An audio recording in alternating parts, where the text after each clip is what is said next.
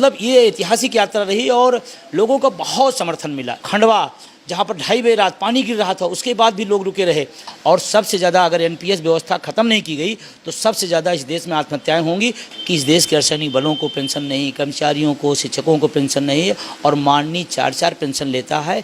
ये आम लोगों में चर्चा हो रही है, इसकी बात हो रही है और लोग थू-थू कर रहे हैं। भारतीय जनता पार्टी जिन राज्यों में है या केंद्र में है वो सीधे मना कर रही है। अब वो क्यों मना कर रही है? पहला एक आरोप लगाते हैं, एक बात बताते हैं कि भार है। कल की खबर में बताऊँ कि कैबिनेट मिनिस्टर में अब बिस्कुट चाय की जगह काजू और बादाम चलेगा। अगर कांग्रेस की सरकार आती है तो यूपी में भी बहाल करेंगे, कैसे देखते हैं आप इसको? और जो पार्टी उस समाधान की तरफ बढ़ेगी निश्चित रूप से लोगों का आकर्षण उधर बढ़ेगा। और इस बार ना धर्मवाद, ना जातिवाद, ना क्षेत्रवाद, अब चलेगा पेंशनवाद। अटेवा के राष्ट्रीय अध्यक्ष विजय कुमार बंधु ने पुरानी पेंशन बहाली के लिए चंपारण बिहार से यात्रा की शुरुआत की थी। विजय बंधु की इस 18,000 किलोमीटर की यात्रा को लाखों कर्मचारियों ने अपना समर्थन दिया। इस दौरान विजय कुमार ने बताया था कि 9 अगस्त से निजीकरण के खिलाफ अभियान चलाया जा रहा है। वहीं 1 अक्टूबर को एक और विशाल आंदोलन की शुरुआत की जा रही है। उसी में पुरानी पेंशन के साथ आंदोलन को और मजबूत किया जाएगा। राजस्थान, छत्तीसगढ़ और झारखंड में पुरानी पेंशन बहाल हो चुकी है।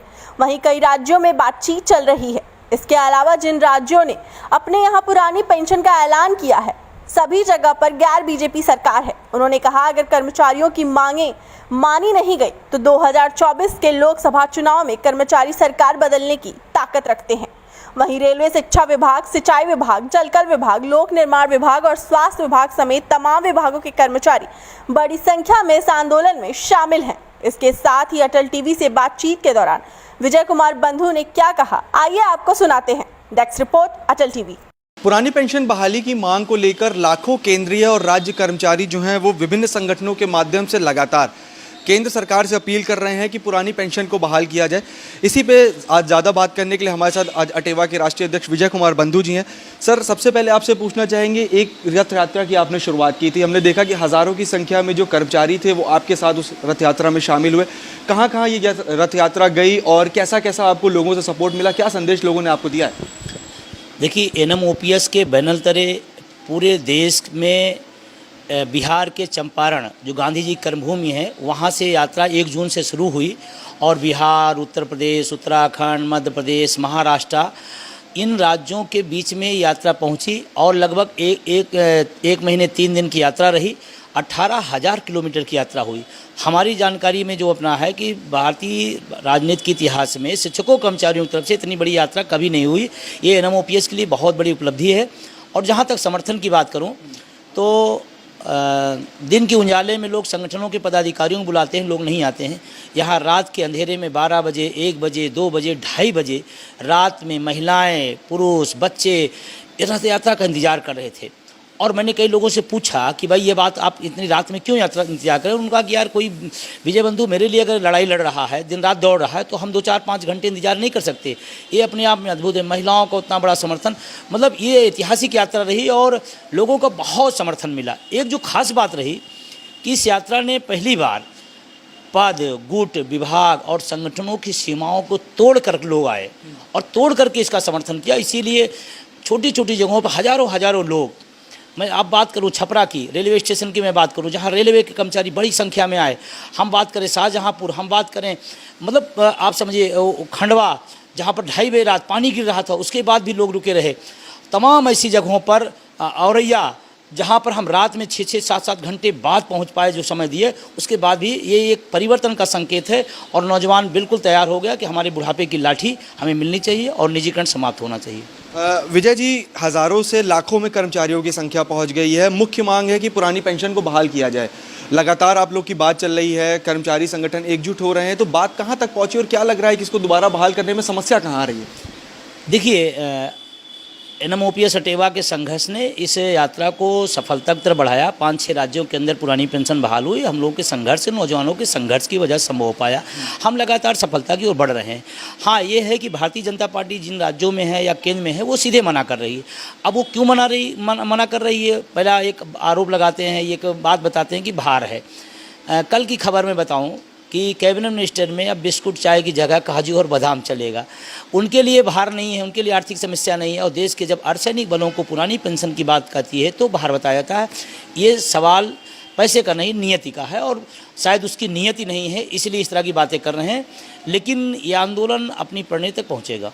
विजय जी, जब आपकी यात्रा लखनऊ से निकल रही थी तो हमने कई सारे कर्मचारियों से बात की थी, कई महिलाएं भी उसमें शामिल थी। उनका कहना था कि एक बार विधायक और सांसद बन जाते हैं, पूरी ज़िंदगी उनको पेंशन मिलती है, लेकिन कर्मचारी 60 साल तक सेवा करने के बाद भी अगर पेंशन उसको ना मिले तो कई तरह की दिक्कतें आती हैं। किस तरह से आप इसको देखते हैं? देखिए, ये बहुत वाजिब सवाल है और ये आम पब्लिक में, कर्मचारी ही नहीं, आम पब्लिक में चर्चा का विषय है कि इस देश के अर्धसैनिक बलों को पेंशन नहीं, कर्मचारियों को, शिक्षकों को पेंशन नहीं, और माननीय 4-4 पेंशन लेता है। ये आम लोगों में चर्चा हो रही है, इसकी बात हो रही है और लोग थू-थू कर रहे हैं। मुझे दुख हो रहा है कि देश की, जिनके हाथों में बागडोर होती है, प्रदेश की बागडोर होती है और नैतिकता की रोज़ आदर्श की बात करते हैं और इस तरह की चीज़ें पब्लिक में जा रही है, तो ये हमारे राजनेताओं के इकबाल ख़त्म हो रहे हैं। ये बड़ा दुर्भाग्य है और बिल्कुल उनको ऐसा नहीं करना चाहिए कि खुद लें और हमें न दें। ये तो बहुत ही दुर्भाग्यपूर्ण है। 2024 का लोकसभा चुनाव नज़दीक है, कर्मचारी संगठन है, आप भी हैं, लगातार आंदोलन कर रहे हैं। एक तरह से केंद्र सरकार के ऊपर दबाव बनाने का प्रयास किया जा रहा है कि आपकी समस्या का समाधान हो, यही चाह रहे हैं। और इस बीच अगर कोई किसी और दल की बात करें, जैसे कांग्रेस है, तो कांग्रेस के जो यूपी के प्रदेश अध्यक्ष हैं, उन्होंने एक चिट्ठी लिखी। उस चिट्ठी में उन्होंने कहा कि वो पुरानी पेंशन अगर कांग्रेस की सरकार आती है तो यूपी में भी बहाल करेंगे। कैसे देखते हैं आप इसको? देखिए, जिन पार्टी ने, कांग्रेस ने पार्टी ने अपने जिन राज्यों में बहाल किए, मैं उनका स्वागत करता हूं, उनका आभार व्यक्त करता हूं। और अगर चुनाव में जनवादी मुद्दे नहीं उठेंगे तो उठेंगे कब? क्या हम चुनाव इसलिए कराते हैं हज़ारों करोड़ रुपए, अरबों करोड़ रुपए का खर्चा करके पूरे देश को उस 2-3 महीने हम ब्रेक करते हैं, हर विकास कार्य रुकते हैं? चुनाव इसलिए कराते हैं कि हमें विधायक बनाना है, हमें सांसद बनाना है, हमें मुख्यमंत्री और प्रधानमंत्री बनाना, इसलिए चुनाव होता है।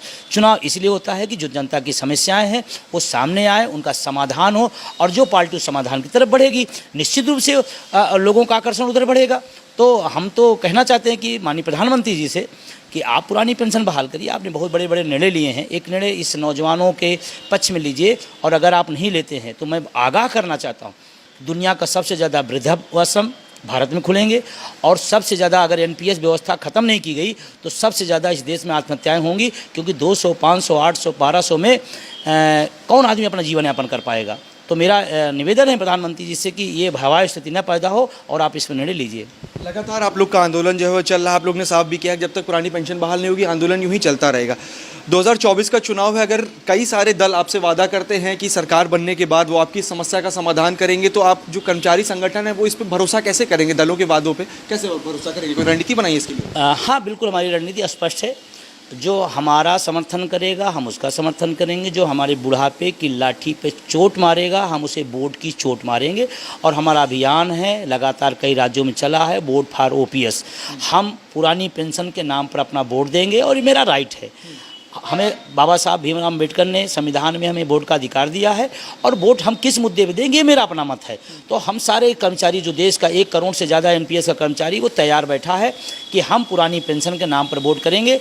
अब हमने हिमाचल, कर्नाटका में या कई राज्यों में करके दिखाया है, वोट का ताकत हमने दिखाई है। और मैं लोगों से भी कहना चाहता हूं कि इस सरकार से वोट लेने का, पेंशन लेने का एक ही रास्ता है, वोट की चोट मारे, और वोट की चोट लोकसभा चुनाव में चलेगा, इसमें कोई दो राय नहीं। और हम अकेले नहीं हैं, हम 1 करोड़ से ज़्यादा एनपीएस वाले हैं, तमाम सारे जो ओपीएस के लोग वो भी हमारे साथ में हैं, और उनके परिवार जोड़ दिया जाए तो 5 करोड़ से ज़्यादा तो एनपीएस के लोग हैं। और अगर हम उनको और जोड़ देते हैं तो हम 10 करोड़ के आसपास जाएंगे। और इस बार ना धर्मवाद, ना जातिवाद, ना क्षेत्रवाद, अब चलेगा पेंशनवाद।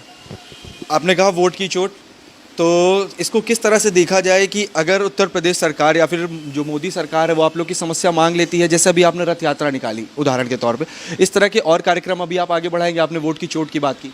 हाँ, अभी हमारा कार्यक्रम जस्ट है, पूरा राष्ट्रीय कार्यकारिणी की फैसला है। 1 अगस्त से 9 अगस्त तक हम सांसदों के घर पर जाएंगे, उनकी घंटी बजाएंगे और अपना निवेदन करेंगे, क्योंकि हमारे जनप्रतिनिधि हैं, और उसमें सत्ता हो या विपक्ष हो, जनप्रतिनिधि तो सभी होता है, तो हम उनसे अपनी बात कहने जाएंगे। अगर वहाँ सुनते हैं तो अच्छी बात है, नहीं सुनते हैं तो 1 अक्टूबर को हमारी अब तक की भारतीय राजनीति में, शिक्षकों कर्मचारियों के इतिहास में सबसे विशालतम पेंशन हुंकार रैली होने जा रही है, जो दिल्ली के अंदर होने जा रही है। 1 अक्टूबर हम तैयारी में हैं। आखिरी सवाल है आपसे विजय जी कि जो आपके साथी हैं, तमाम जो कर्मचारी साथी हैं, जिनको उम्मीद है कि जिनके हक की आप लड़ाई लड़ रहे हैं उसमें उनको विजय प्राप्त होगी, उन तक आप हमारे चैनल के माध्यम से क्या संदेश पहुंचाना चाहेंगे? देखिए, मैं अपने समस्त साथियों से देश के जो भी शिक्षक कर्मचारी हैं, किसी विभाग में हो, किसी पद पर हो, किसी गुट में हो, किसी संगठन में हो, अगर आपको पेंशन चाहिए तो इन दायरों से बाहर निकलिए। ये आर्थिक आज़ादी की भारत की लड़ाई है। आप अगर गुटों और पेंशन और पदों के चक्कर में पड़े रहेंगे तो पेंशन भूल जाइए। मैं सभी से अपील करना चाहता हूँ, 1 अक्टूबर को पूरी ताकत के साथ जिन साथियों को पेंशन चाहिए या पेंशन को जो समर्थक हैं, इसमें किसी बैनर की चिंता ना करें, इसमें किसी गुट की चिंता ना करें, अपने बुढ़ापे की लाठी के लिए दिल्ली पहुँचे और NMOPS का जो कार्यक्रम उसको सफल बनाएं। तो ये थे हमारे साथ विजय कुमार बंधु जी, जिन्होंने साफ तौर पे बताया कि 1 अक्टूबर को दिल्ली में कार्यक्रम बनाया गया है, जिसको लेकर बड़ी संख्या में जो कर्मचारी हैं उस वहाँ पे पहुँचेंगे। इसके साथ इन्होंने बताया कि लगातार इनका आंदोलन आगे बढ़ रहा है और ये आंदोलन जब तक पुरानी पेंशन बहाल नहीं कर दी जाती है, इसी तरह से आगे बढ़ता रहेगा। इनका कहना है कि कर्मचारी जो हैं, अगर सरकार इनकी समस्या का समाधान नहीं करती है तो वोट की चोट करने के लिए भी पूरी तरह से तैयार हैं। लेकिन उन्होंने ये भी बताया है कि कोई और दल इसको राजनीति का मुद्दा ना बनाए, क्योंकि ये कर्मचारियों का हक है। वीडियो जर्नलिस्ट विवेक के साथ उमंग पांडे, टीवी, लखनऊ।